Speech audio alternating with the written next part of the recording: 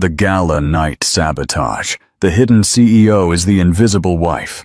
Attention! What is the ultimate betrayal? The one that leaves you breathless with your soul frozen? Imagine this.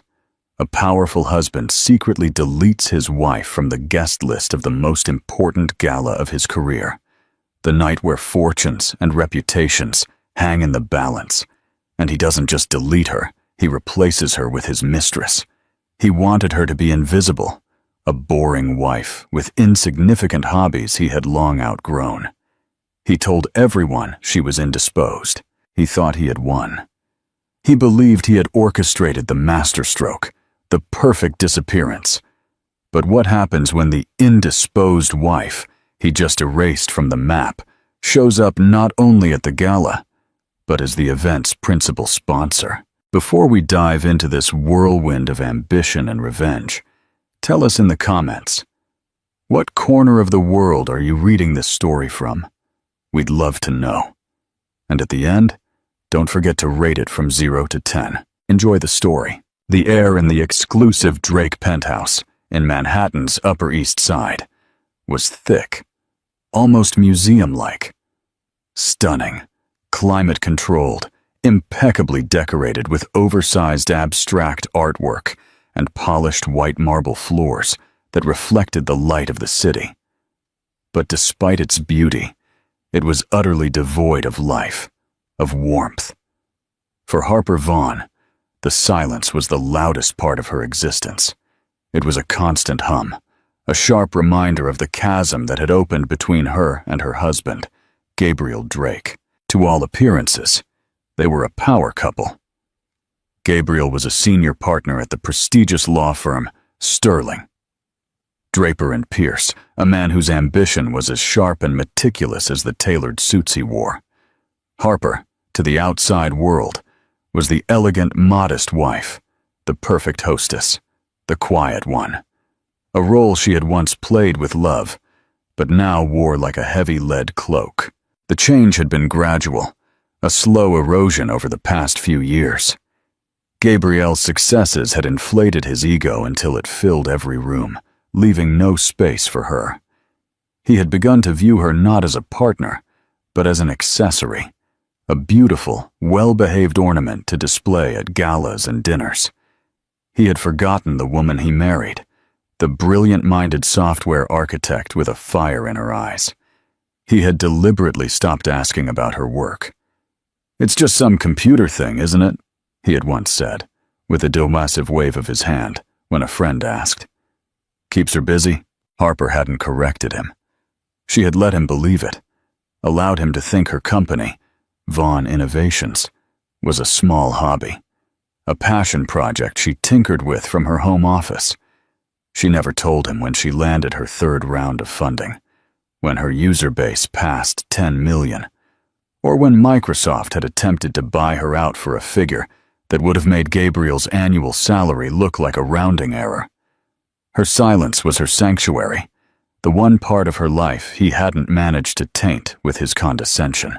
The beginning of the end came on a crisp Tuesday afternoon. Harper was in her office, a sleek, minimalist space that starkly contrasted the rest of the penthouse, deep in a conference call with her development team in Zurich. They were finalizing the launch of Athena, a revolutionary data encryption software already making waves in the tech industry. "Preliminary reports from the beta testers are flawless," said her chief engineer, Lucas Mercer, his voice buzzing with excitement over the speaker. "Security protocols hold. We threw everything we had at it, and it's an impenetrable fortress." A rare, genuine smile touched Harper's lips. "Excellent work, Lucas. Stick to the timeline. I want to be ready for the Q4 launch." She ended the call with a sense of pride and accomplishment, a warm current in her veins. This was hers. She had built it from the ground up, fueled by endless nights, relentless determination, and an unwavering faith in her vision. The door to her office slid open without a knock. Gabriel was there, holding a thick, cream-colored envelope. He didn't acknowledge her call or the schematics on her screen. His attention was focused solely on the invitation in his hand. "It's here!" he announced, his voice ringing with arrogance. "The invitation for the Starlight Foundation Gala." Harper turned in her chair. The Starlight Foundation was the city's premier children's charity, and its annual gala was the absolute zenith of the Manhattan social calendar. It was a night of immense networking opportunities, where fortunes were donated and careers were forged. For Gabriel, whose firm represented the foundation, it was the most important night of the year. "How lovely, dear," she said, her voice even. He walked into the room, placing the envelope on her desk, but keeping his hand firmly over it. "This year is different. I'm on the host committee. Victoria Hale herself told me my speech this year is crucial to securing the Henderson account." He practically vibrated with nerves and ambition. Everything has to be perfect. Harper glanced at the invitation. It read, "Mr. Gabriel Drake and guest." Not Mr. and Mrs. Gabriel Drake. A small detail, perhaps a simple oversight by the event organizers, but in the context of their marriage, it felt like a paper cut. Small, yet sharp and stinging. "And guest?" she asked, raising a delicate eyebrow. Gabriel had the decency to look momentarily flustered. "It's a standard format they use, darling. Don't be pedantic. Obviously, you are my guest." He said the word guest as if he were bestowing a great honor, as if she were a stranger he was magnanimously agreeing to escort. He didn't see the flicker of pain in her eyes, or if he did, he chose to ignore it. He was too busy looking at his reflection in the dark glass of her monitor. "I'll need you to wear the sapphire dress," he continued, already planning the night as if it were a military campaign. "The one we bought in Milan. And please have your hair professionally done. No tight buns. Something soft, accessible." "Accessible?" Harper repeated, the word tasting like ash in her mouth. "Yes. And darling," he added, his tone shifting to one of strained patience. "When we are there, perhaps you could socialize less, or at least stick with the other wives. Last year, you wandered into that terribly boring conversation about, what was it? Algorithmic ethics. With that tech billionaire. It was terribly off-putting. People don't want to talk business at these things." The man he referred to, a Silicon Valley titan, had sought her out after hearing whispers about her work.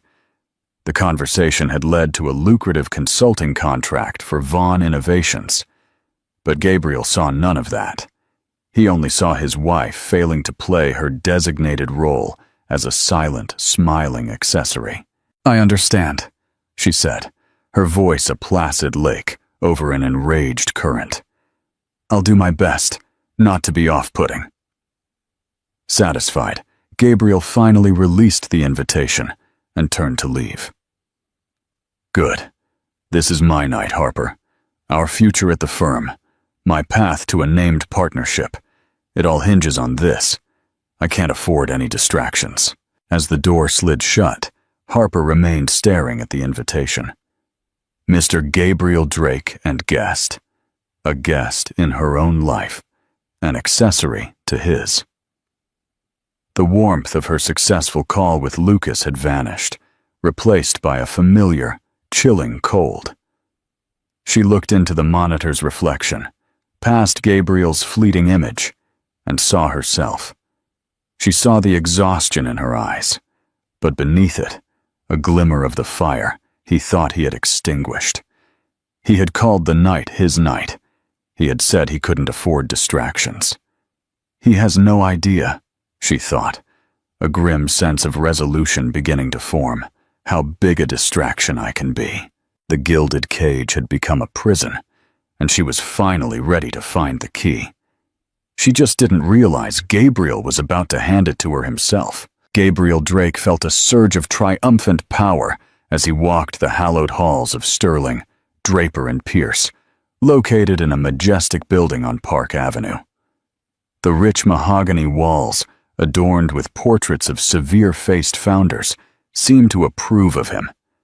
He was a man on the rise, and the Starlight Gala was going to be his coronation. But a nagging disquiet gnawed at the edges of his confidence. Harper. She was becoming unpredictable. Her stillness, which he once mistook for obedience, now felt like a form of judgment. The way she looked at him across the dinner table, her eyes unreadable, gave him the creeps. He hated not being able to decipher her, that a part of her remained stubbornly her own. And her hobby, Vaughn Innovations, was a constant low-grade source of irritation. He didn't understand it, so he dismissed it. It was easier than admitting his wife might be brilliant in a field he couldn't grasp. His disquiet crystallized into a plan during a lunch meeting 2 weeks before the gala. The meeting was with Scarlett Lawson. Scarlett was a junior associate at the firm, but she moved with the predatory grace of a panther. She had sharp, intelligent eyes, a biting wit, and an ambition that rivaled Gabriel's. She had ostensibly joined him as his mentee, but the dynamic was far more charged. She flattered his ego, hung on his every word, and made him feel like the industry titan he so desperately wanted to be. She was everything he thought he wanted, ambitious, focused on his world, and completely indifferent to anything outside of it. They were sitting at the Capitol Grill, a steakhouse where deals were closed over $100 sirloins. "Victoria Hale was singing your praises at the partners' meeting this morning," Scarlett said, leaning forward, her voice a soft purr. "She said the Henderson account is practically yours if the gala goes well." "It will," Gabriel said, adjusting his tie. "It just leaves the matter of the guest list." Scarlett took a delicate sip of her wine. "Oh, is there a problem?" Gabriel hesitated, feigning nonchalance. "Harper. She hasn't been herself lately, very wrapped up in her little projects. I worry she'll be a distraction. You know how she can be. Talking about things no one understands. It's not the right image." Scarlett's expression was a masterpiece of calculated sympathy. "It must be so difficult for you, Gabrielle, to be on the cusp of something so great and have to worry about your partner reflecting the right image. Image is everything in our world."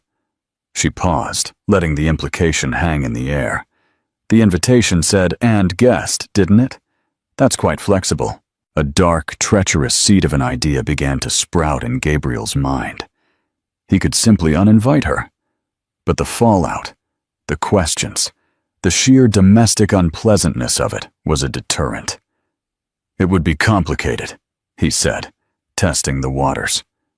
Scarlett's smile was sharp. "Complications can be managed. Discretion is a lawyer's best tool, after all." She leaned closer, her expensive, intoxicating scent filling his senses. "Who's the gala coordinator? Melissa from the foundation, isn't it? She's friends with my sister. A single phone call. A plausible reason. A sudden illness, perhaps. An unmissable prior engagement she simply forgot. It would be a shame for her to feel pressured to attend if she wasn't feeling well," Scarlett continued smoothly. "It would be a kindness, really. You'd be saving her a night she clearly wouldn't enjoy." She was a master at redefining betrayal as consideration. She gave him not only a plan, but a justification. He wouldn't be a villain. He would be a thoughtful husband. The idea took root and grew its thorny vines around his ambition. The vision of the gala solidified in his mind. Him on the podium, powerful and eloquent. Scarlett at his table, looking at him with undisguised admiration. And Harper?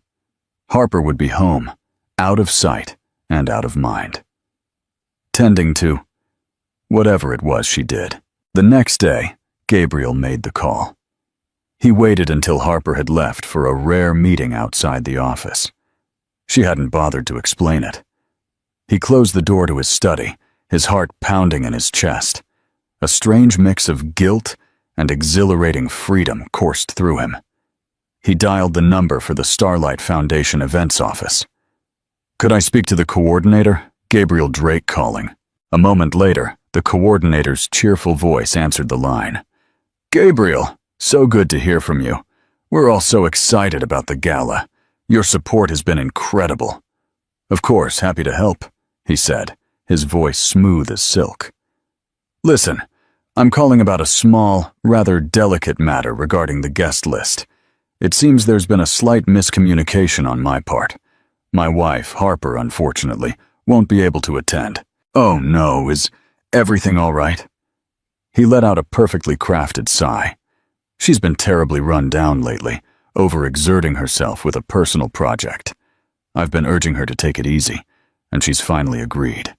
She feels dreadful about it, of course, but her health must come first. Send her deepest apologies.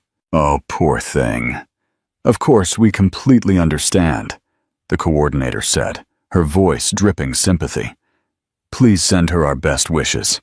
So the ticket will just be for you then? Or will you be bringing a guest instead?" This was the moment, the final twist of the screw. "Actually, yes," he said, as if the idea had just occurred to him. "One of my junior associates, Scarlett Lawson, has been instrumental in preparing the report for the Henderson account. It would be an invaluable experience for her. Would it be possible to switch the name on the place card to hers?" "No problem at all, Gabriel. Consider it done. We'll have a place card for Ms. Scarlett Lawson at your table." "Thank you. You're a lifesaver. I appreciate your discretion." "Of course." He hung up the phone, a wave of relief washing over him. It was done. It had been so easy. He had surgically removed Harper from his big night. He stood up and walked to the window, looking out at the city that felt like it was finally his. He felt no remorse, only a cold, clean sense of efficiency. He had identified a problem, an unpredictable variable, and he had eliminated it. That night, he was unusually charming to Harper. He brought home a bottle of her favorite Chardonnay and never once mentioned the gala. He asked a superficial question about her day, and when she gave a vague answer, he accepted it without pushing.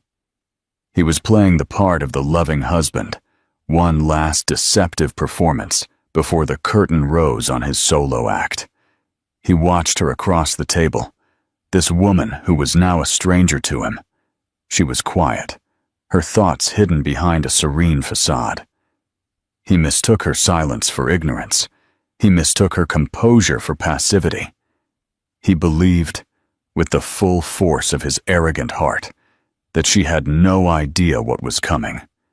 He was convinced he held all the cards, oblivious to the fact that Harper was not only playing a different game.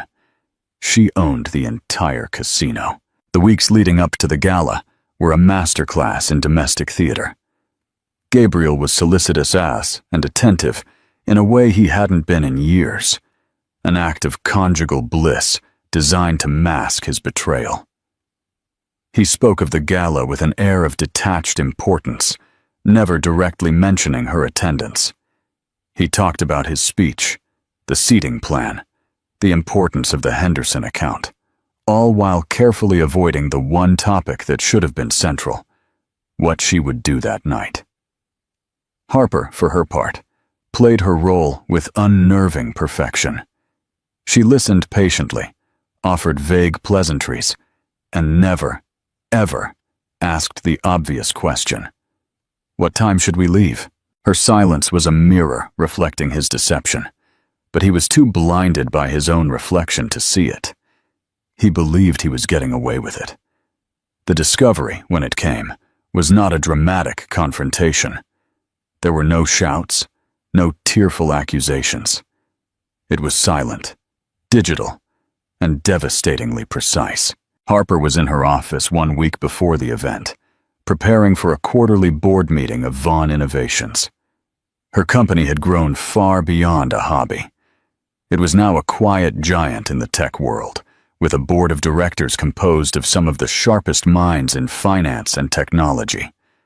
One of them was Chase Donovan, a semi-retired venture capitalist in his late 60s, a man with a legendary reputation for spotting talent and a deep belief in ethical business practices. He had been one of Harper's earliest and most ardent backers. She was reviewing the foundation's public donor information for her own philanthropic planning when she decided to check the Gala website. They often posted a list of the host committee and key attendees to generate buzz. She navigated to the page, a knot of cold dread tightening in her stomach. And there it was, under the host committee, Table 1 heading, printed in elegant digital script. Mr. Gabriel Drake, Sterling, Draper, and Pierce. Mr. and Mrs., other host names. Mr. the Billionaire, CEO, Henderson Corp., and Ms. Scarlett Lawson. Sterling, Draper, and Pierce. Harper stared at the screen, her breath caught in her throat. Ms. Scarlett Lawson. The name was like a physical blow. It wasn't just that her own name was missing. It was the name that had replaced it. Scarlett, the sharp, ambitious associate Gabriel had been mentoring. The woman whose expensive perfume sometimes lingered on his suits. The betrayal was so cold, so clinical, it nearly took her breath away. He hadn't just excluded her. He had replaced her. He had traded her in for a newer, more convenient model, an accessory that better matched his ambitions. The lie about her indisposition, which she now knew he must have told, was the most insulting part. He had painted her as weak and ill to serve his own purpose. For a long moment she sat there, the hum of her servers the only sound in the room. There was a surge of white-hot anger, a primal urge to storm into his study and throw the laptop at his head. She wanted to scream, demand an explanation, watch him squirm under the weight of his deceit. But then another feeling, colder and far more powerful, washed over her. It wasn't just an insult. It was a declaration. He had declared her worthless to him. He had declared their marriage a sham. He had declared her an obstacle to be eliminated. And in his declaration, he had given her a gift. Freedom. Freedom from pretense. Freedom from trying to save something already dead. Freedom to be exactly who she was, unapologetically. She did not confront him. To do so would be to play his game, to descend into a messy, emotional battle that he would twist and manipulate. He would call her hysterical, paranoid. He would make her doubt herself, making her believe she was overreacting. No, this required a silent execution. Her fingers, steady and deliberate, moved from the mouse to the phone. She did not call Gabriel. She did not call a divorce lawyer. Not yet. She called Lucas Mercer, her brilliant chief engineer and trusted right-hand man. "Lucas," she said, her voice devoid of emotion. "Cancel my appointments for the rest of the week. Tell Chase Donovan it's about the Starlight Foundation." There was a pause on the other end. Lucas was shrewd. He knew her tone. This was not a business call. This was something else. "Right away, Harper," he said. No questions asked. As she waited for the call to connect, Harper opened a new file on her computer. It was a secure, crypted document. The title she typed was simple: Exit Strategy. A few minutes later, her private line buzzed. "Harper, dear," Chase Donovan's warm, grave voice filled the room. "Lucas said it was urgent. Everything all right with the Athena launch?" "The launch is perfect, Chase," Harper said, a new and steely resolve hardening her voice. "Everything is on schedule. In fact, I'm thinking of moving up the timeline for our new philanthropic division." Donovan sounded intrigued. "I thought that was a year out." "Plans change," Harper said, her eyes returning to the guest list on her screen. "I've just been made aware of a charity that I believe aligns perfectly with Vaughn Innovation's values, the Starlight Foundation." "An excellent organization," Donovan agreed.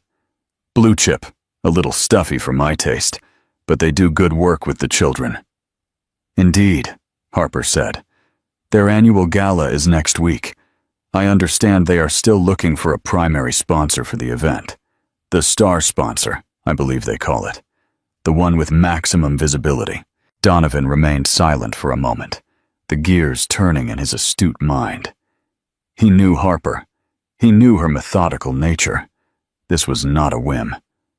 It's a 7-figure commitment, Harper, and highly public. I am aware of the cost, she replied, her voice unwavering. And visibility is precisely the goal. Chase, I need you to make a call. I want Vaughn Innovations to be the sole principal sponsor of the Starlight Foundation Gala. I want our name on everything. The banners, the program, the stage, and I want it done by close of business tomorrow. Can you make that happen? There was another pause, a longer one. Chase Donovan did not get where he was by being slow on the uptake. He could feel the undercurrents, the unsaid story behind this sudden, massive commitment. He didn't need to know the details. He only needed to know that his faith in her was well placed. Consider it done, he finally said, a hint of admiration in his voice. They'll fall over themselves for it. The publicity for us will be immense. The publicity is secondary, Harper said quietly, her gaze fixed on Scarlett Lawson's name. This is about sending a message, a clear, unequivocal message. She ended the call and leaned back in her chair. The anger had subsided, replaced by an icy calm. Gabriel thought he was closing a door on her. He had no idea she was about to buy the entire building and evict him. The game had changed. He had made his move, and now she was about to make hers. And it would not be quiet. The week that followed was a marvel of quiet, furious activity.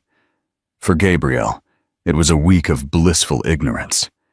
He was consumed with polishing his speech, coordinating key talking points with Scarlett, and reveling in the anticipated glory of his impending triumph. He viewed Harper's quiet demeanor as submission, her long hours in her office as her retreat into her irrelevant world. He felt smug, secure, and completely in control. For Harper, it was a week of strategic warfare, waged not with shouts and tears, but with emails, conference calls, and the quiet, immense power of her wealth. She was not a scorned woman. She was a CEO executing a hostile takeover of her own narrative. Her first move, after securing the main sponsorship through Chase Donovan, was to call the Starlight Foundation coordinator. She did not mention Gabriel. She introduced herself as the CEO of Vaughn Innovations, the Gala's new star sponsor. Ms. Vaughn, this is, the astonished, euphoric coordinator said. I'm speechless. Your generosity is simply overwhelming. Mr. Donovan explained that you wished for us to proceed with maximum discretion until the night of the gala. That is correct, Harper said, her voice cool and professional. My company values privacy. We prefer our work to speak for itself. However, I will be attending. I will, of course, require a seat. Of course, absolutely. We have you at the head table, naturally. The coordinator shuffled her seating plan. Oh, it appears there's a slight issue. Table 1 is the host committee table, headlined by Gabriel Drake of Sterling, Draper & Pierce. He has a full guest list. Harper let the silence sit for a beat. I am sure Mir Drake, whose firm does so much work for the foundation, will be more than happy to accommodate the event's principal sponsor. Please add a seat for me at that table. I'm sure you can manage it. Her tone was polite, but left no room for negotiation. Yes, of course, Ms. Vaughn. Right away. One more thing, Harper added. Under no circumstances are you to inform Mr. Drake of this change, nor of my company's sponsorship. Let's keep it under wraps until the night. A little drama for the big reveal, don't you think? Imagining the moment a mysterious benefactor would be unveiled, the coordinator gleefully agreed. A marvelous idea, Ms. Vaughn. It will be the talk of the city. Next, Harper focused on her appearance. Gabriel wanted her to be soft and accessible. He had requested the Milan sapphire dress. Harper sold the dress online that same afternoon. Then she called a private couture house, a woman known for creating gowns that were less garments and more works of art. Armor for the modern woman. "I need something for a gala," Harper explained during a video call. The designer's sleek Parisian studio was in the background. "The theme is starlight. I am not a guest. I am the main event. I want to look like I own the stars, not just admire them." The designer's eyes lit up with creative fire. They settled on a midnight black silk design, custom woven with fine, platinum-like threads that would catch the light like a constellation. It would be sleeveless, with a sharp, architectural neckline that conveyed power, not docility. It was a dress that demanded attention, a dress that did not ask permission. To accompany it, she commissioned a striking necklace and earrings, not of soft diamonds, but of raw, uncut sapphires set in modern, jagged platinum. Beautiful, but with a hint of danger. While her public armor was being forged, Harper worked on her business.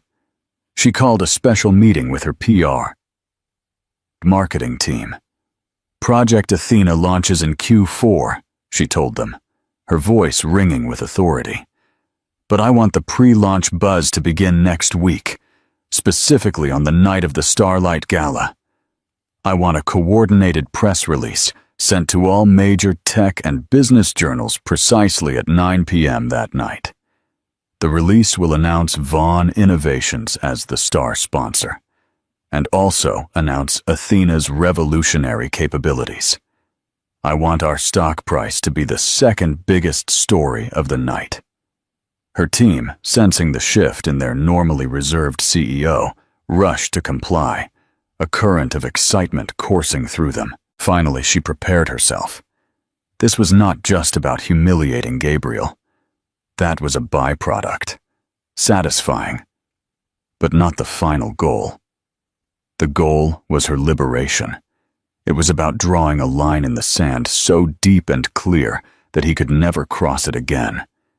It was about reclaiming her identity, not as Mrs. Gabriel Drake, but as Harper Vaughn, founder and CEO of a company she had built from nothing. The night of the gala, the penthouse was calm and silent. Gabriel was in their master suite, whistling as he put on his tuxedo. He felt like a king surveying his domain. He had planned his moves perfectly.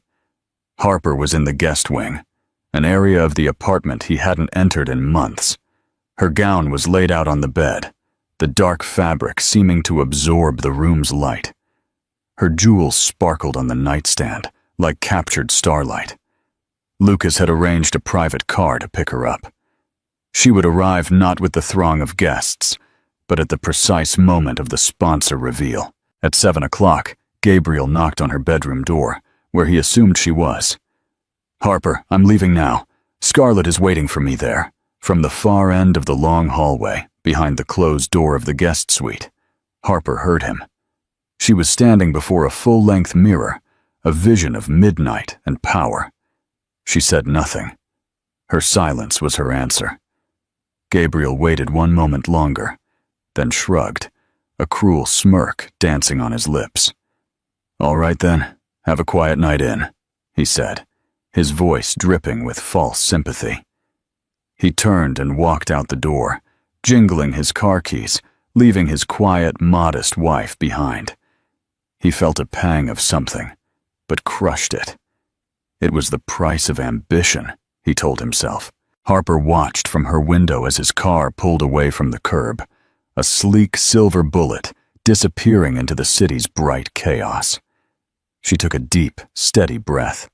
She wasn't being left behind. She was being freed. The architect had drawn the blueprints. The trap was set. Now, all she had to do was make her entrance. The grand ballroom of the Plaza Hotel, in the heart of Manhattan's financial district, was a symphony of opulence.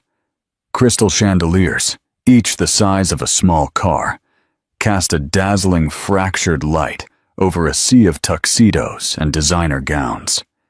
The air buzzed with the clinking of champagne glasses, hushed gossip, and the powerful, confident laughter of the New York elite. Gabriel Drake moved through the crowd like a conquering hero, the stunning Scarlett Lawson on his arm. He felt invincible. Her dress was a vibrant crimson, a marked and deliberate contrast to the soft look he had demanded of Harper.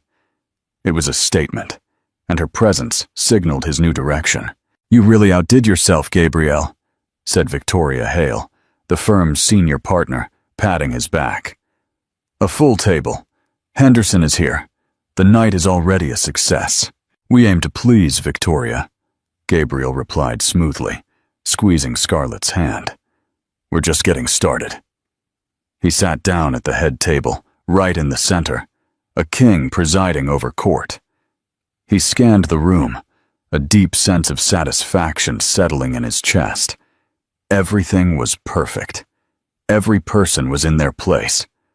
Across the table, the billionaire CEO whose account he was courting gave him a cordial nod.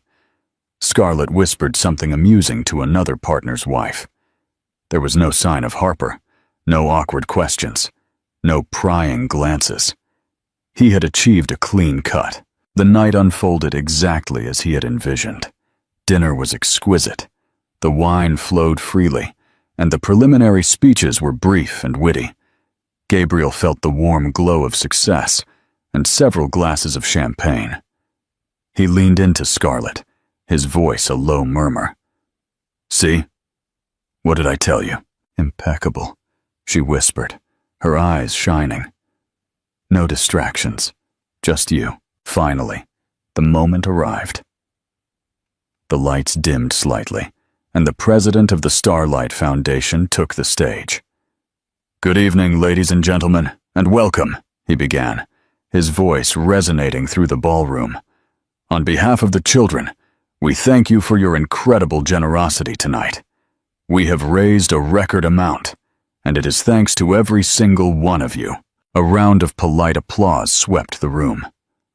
"But every year," the president continued, his tone turning more dramatic, "there is one donor whose contribution transcends generosity, a partner who becomes the very bedrock of this event, our star sponsor."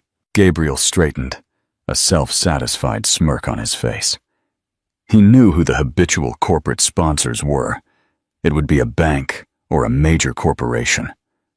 He was ready to lead the applause for the faceless entity that had paid for the night. "This year, we were approached by a new partner," the president announced, genuine excitement in his voice. "A true visionary, a quiet force in an industry that is all noise. A leader who built an empire not on who they know, but on what they can create." A murmur went through the crowd. This was not the usual script. Gabriel glanced at Scarlett, a flicker of confusion in her eyes. Scarlett shrugged, equally perplexed. "This company and its founder represent the future," the president boomed. "They represent innovation, integrity, and the brilliant, unstoppable power of a single revolutionary idea. Their work in data encryption is changing the world, securing a safer future for the very children we seek to protect." Gabriel felt a strange, cold shiver run down his neck. Data encryption, revolutionary idea. The words sounded vaguely, horribly familiar. He looked around the room, expecting to see some known tech CEO step forward. "It is my deep honor," the president declared, his voice reaching a crescendo, "to announce this year's star sponsor, a company that has truly illuminated our night, Vaughn Innovations." The name hit Gabriel like a physical force. Vaughn Innovations, Harper's hobby, her little project. He felt the blood drain from his face. It couldn't be. It was a coincidence. Some other Vaughn. But the president wasn't finished. "And please, everyone, on your feet, as we welcome the architect of this incredible generosity, the founder and CEO of Vaughn Innovations, Ms. Harper Vaughn." As he spoke the name, the great double doors at the end of the ballroom flew open, and she was there. For a moment, there was total silence, a collective gasp from 300 of the city's most powerful people. Harper stood poised in the doorway, a breathtaking figure of power and control. Her midnight silk gown drank the light, the platinum threads shimmering like a distant galaxy. The raw sapphires at her throat were not delicate jewels. They were shards of the night sky, bold and defiant. Her hair was pulled back in a sleek, severe style that highlighted the sharp line of her jaw. She was not soft. She was not accessible. She was magnificent. Then the reaction began. It started in the front row with Chase Donovan, who was already standing, a proud smile on his face. Then others, recognizing the name from emerging tech articles, or simply stunned by the pure drama of the moment, rose to their feet. The applause started scattered at first, then built into a deafening, rolling wave of sound. One by one, table by table, the entire room stood. They were not just applauding a donor, they were witnessing an arrival. Gabriel remained frozen in his chair, a statue of pure shock. His champagne glass was still in his hand. He stared, his mind unable to process what his eyes were seeing. This was not his wife. This was not the quiet, modest woman he had left at home. This was a supernova, a celestial event dressed in midnight silk and captured starlight. Scarlett Lawson was equally stunned, her face a mask of disbelief and dawning horror. Her crimson dress, which moments before seemed so bold and vibrant, now looked gaudy and cheap next to Harper's celestial elegance. She looked from Harper to Gabriel and saw the color drain completely from his face. She had hitched her wagon to a falling star. Harper's eyes scanned the standing crowd, her expression calm and regal. She gave a small, dignified nod of thanks, and then her gaze moved deliberately, slowly, across the room until it landed on table 1. It slid past the stunned faces of partners and patrons, and finally settled on Gabriel. She did not smile. She did not glare. Her look was one of cold, detached evaluation. It was the look a CEO reserves for a redundant employee, a look that said, "You are irrelevant." As the applause thundered around them, Harper began to walk. She did not rush. Her steps were measured, her posture perfect. She moved through the standing crowd, which parted for her as if by royal decree. Her destination was clear: the empty seat at the head table, the seat the coordinator had, as instructed, squeezed between Victoria Hale and Gabriel. The seat that now undeniably belonged to her. The sound hit Gabriel first. It wasn't just applause, it was a physical force, a concussive wave of sound that seemed to push him down into his velvet-covered chair. 300 of the city's most influential figures were standing. Their faces were turned towards the double doors at the back of the ballroom. Towards her. His mind stuttered, refusing to assemble the pieces into the terrifying image his eyes were showing him. As she began to walk, Gabriel felt a primal urge to hide, to shrink beneath the table. Every step she took toward him was a drumbeat, marking the seconds of his own execution. The faces she passed, people he had spent years trying to impress, turned to her with awe, their expressions a mix of shock and profound admiration. They were a jury, and with every clap, they were delivering their verdict.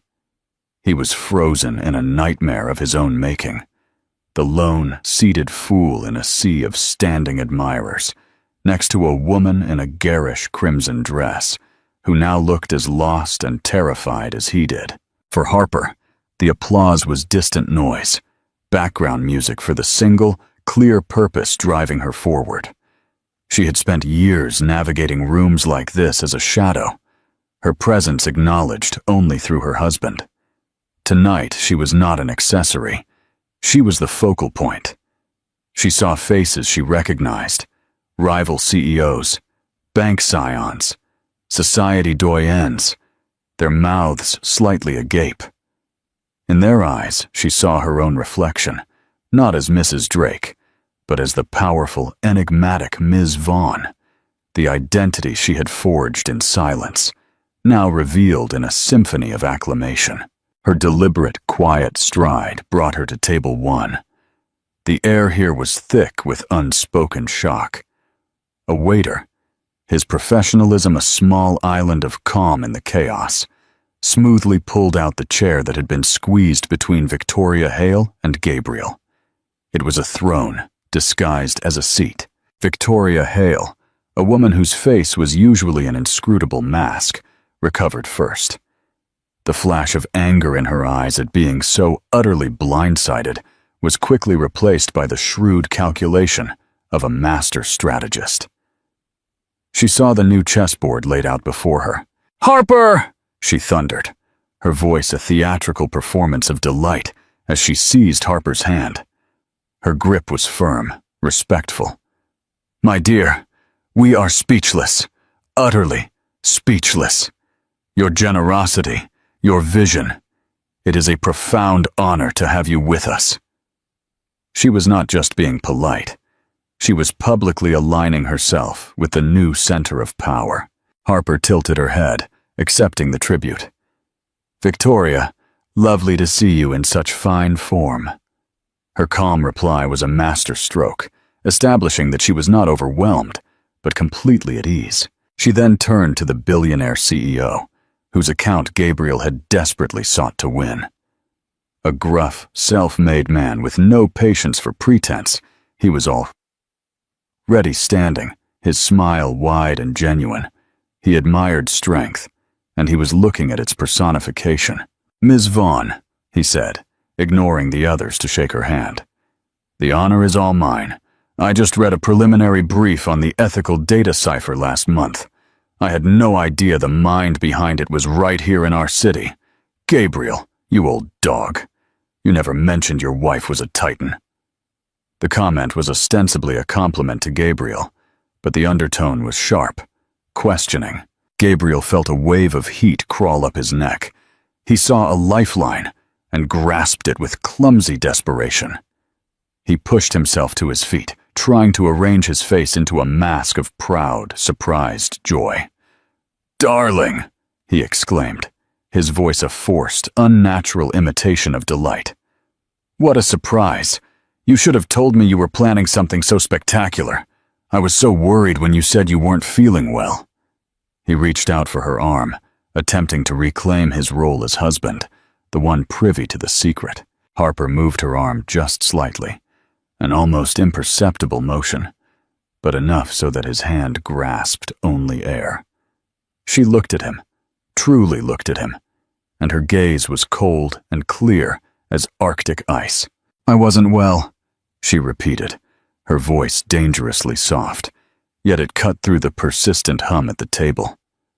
"No, Gabrielle, I think the word you're looking for is underestimated, but I have never felt better." The public refusal, the silent correction of his lie, landed like a perfectly thrown dagger. Gabriel winced, his pathetic smile dissolving, the blood draining from his face, leaving behind a waxy, pale sheen. Having dismissed him, Harper's gaze slid past him and settled, for the first time, on Scarlett Lawson. Scarlett, who had remained frozen in a state of horrified paralysis, visibly shrank under the cold, critical scrutiny. It was not a look of anger or jealousy. It was a look of complete indifference, the kind you reserve for a piece of lint on an otherwise perfect garment. Harper did not raise her voice. She didn't need to. She made an almost imperceptible gesture to a passing head waiter. "Excuse me," she said, her tone one of polite concern. "I believe there has been a seating error. This young lady appears to have wandered away from the junior associate section over there." She vaguely gestured toward the back of the ballroom. "Perhaps you could help her find her correct table." The humiliation was absolute, a masterpiece of public execution. She hadn't called Scarlett a homewrecker or an intriguer. She had done something far worse. She had rendered her completely and utterly insignificant, a lost intern, a non-entity. Scarlett's face, already flushed, turned a blotchy, fiery red. Her eyes darted toward Gabriel, pleading with him to say something, to defend her, to do anything. But Gabriel was a hollowed-out man, unable to defend himself, let alone her. He merely stared at his plate, his world collapsing inward. With a muffled sob, Scarlett grabbed her ridiculously small and expensive clutch, her hands shaking. She shoved her chair back with such violence it almost toppled over. Without a single word, she turned and fled, weaving her way between the tables in a walk of pure shame. The whispers and pointed glances of the city's elite followed her like vultures. Gabriel watched her go, another pillar of his fantasy world turning to sand. And at that precise moment, as if orchestrated by a vengeful god of timing, a new sound filled the room. It started as a few isolated vibrations, then spread, a digital wave washing over the ballroom. It was the synchronized buzzing and chiming of hundreds of smartphones receiving a notification. At precisely 9 p.m., Harper's pre-scheduled press release had been published. Victoria Hale, ever the professional, discreetly pulled out her phone from her pocket. Her eyes scanned the screen, and her jaw tightened. She read the Wall Street Journal headline. Secret CEO of Vaughn Innovations, Harper Vaughn, revealed in seven-figure philanthropic coup, announces revolutionary Athena cipher suite. The story was not just about the Gala. It was about a massive corporate move, a disruptor in the tech world. Victoria looked at the stock futures for Vaughn Innovations, which were already climbing in after-hours trading. She looked at Harper, who was calmly sipping her water, a portrait of serene control. And then she looked at the pathetic, sweating man next to her, her partner, who had not only hidden this immense asset from the firm, but had actively sought to discard her in favor of a junior associate on the most important night of the year.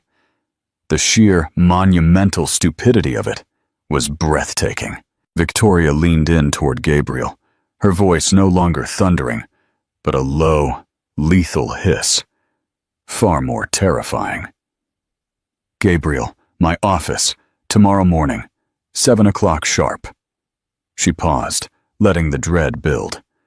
Don't bother bringing a brief. Just bring your resignation. Before Gabriel could process the words that had just ended his career, the president was back on the podium, his face beaming. And now, he announced gleefully, we would like to invite our star sponsor, the brilliant Ms. Harper Vaughn, to say a few words. The spotlight swung again, illuminating Harper as she rose. The applause was even louder this time, deafening and prolonged. She passed her husband without a glance, her gown shimmering as she ascended the few steps to the stage. She was no longer just a donor. She was a visionary, a leader, the undisputed star of the night. She reached the podium, and the room fell silent. She looked out over the sea of faces, her gaze level and confident. Good evening, she began, her voice steady and resonant. They say starlight is a message from the past, a glimmer of something that burned brightly for millions of years, even though we are just noticing its light. In my world, in technology, we don't look at the past. We build the future. We build foundations that are strong enough to hold the grandest structures. We create fortresses to protect what is most precious.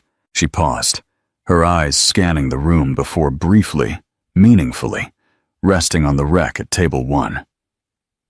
Sometimes the most revolutionary potential lies hidden, overlooked, or simply underestimated. But true value, like a star, cannot be hidden forever. Eventually, its light reaches you. My company, Vaughn Innovations, is honored to support the Starlight Foundation, which does the vital work of ensuring the potential within every child is seen, nurtured, and given the chance to shine. Thank you. It was brief. It was elegant. And, for Gabriel, every word was a perfectly aimed shot. She had spoken of building fortresses, of hidden value, of the folly of neglecting true potential. She had delivered his eulogy without ever speaking his name. The standing ovation that followed was explosive. Gabriel remained seated, a ghost at the feast. The whispers and pointed glances were now unbearable. He couldn't breathe. He pushed himself to his feet, his movements clumsy and uncoordinated. He turned his back on the stage, where his wife was being celebrated, and began his walk of shame. No one tried to stop him. No one seemed to notice him at all. He stumbled out of the grand ballroom, the golden light and the sound of her triumph spilling out behind him, before the heavy doors closed, plunging him into the quiet, indifferent corridor. He was alone. The silence that greeted him was 1,000 times louder than the applause.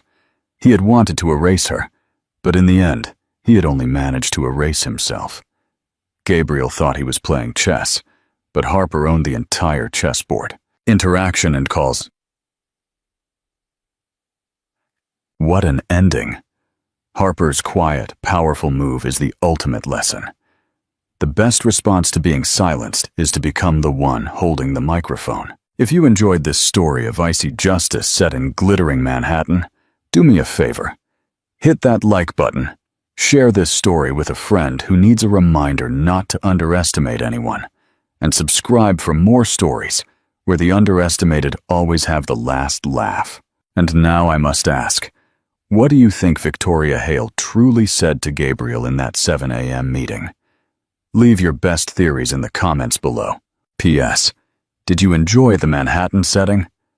What other major international city would you like us to use for the next corporate revenge story? Tell me below. Thank you for reading, and until next time.